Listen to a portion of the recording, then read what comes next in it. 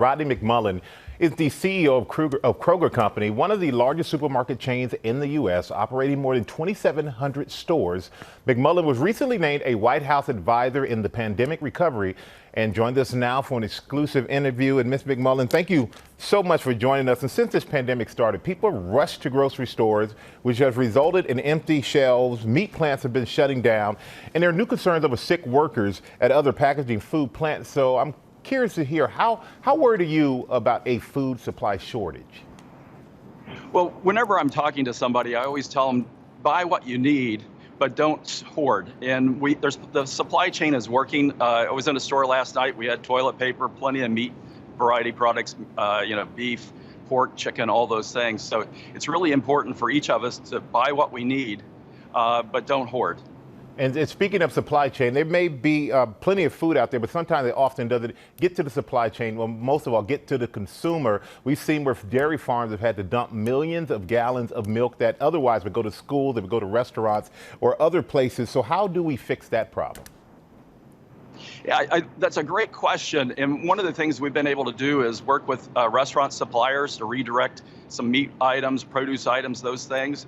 Our manufacturing plants, our dairies are actually packaging some milk products for the Feeding America. So it's really all of us chipping in together. And, when the kids are home, make sure they're drinking milk too, and the adults as well.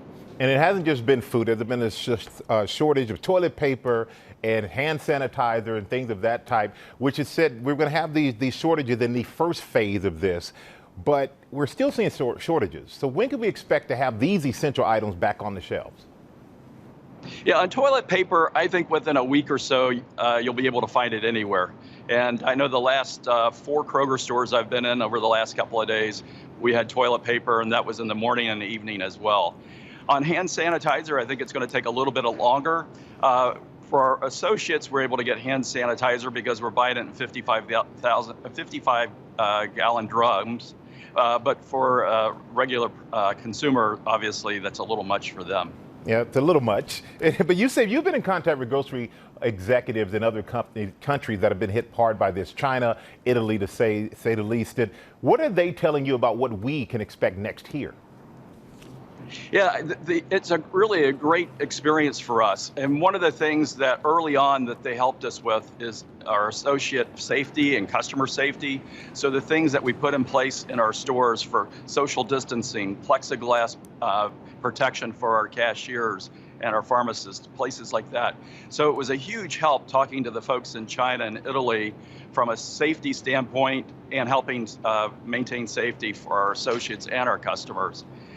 In terms of from a product standpoint, what they're telling us now is the recovery is, especially in China, is slow back to restaurants, but people are still coming to grocery stores much stronger than where they were before, and we would expect a similar pattern. And speaking of safety, last week Kroger asked federal and state governments to declare workers temporary emergency personnel so that they have access to masks and gloves. So what has been a response to that if you've gotten one? And do you feel like the workers have all the PPE that they need to safely do their jobs?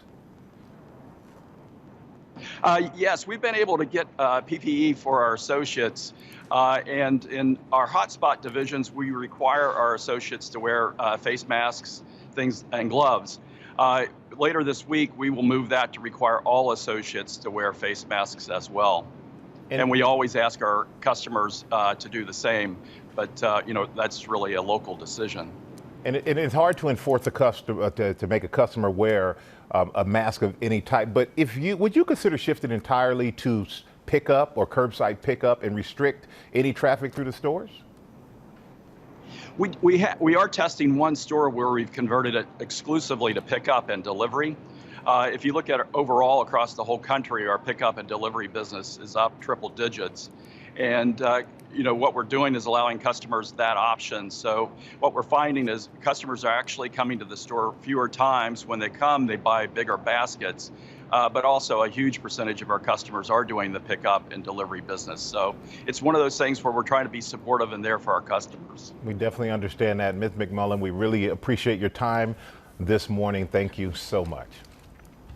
Thank you, Michael. Well, hey. Hey there, GMA fans. Robin Roberts here. Thanks for checking out our YouTube channel. Lots of great stuff here. So go on, click the subscribe button right over here to get more of awesome videos and content from GMA every day, anytime. We thank you for watching, and we'll see you in the morning on GMA.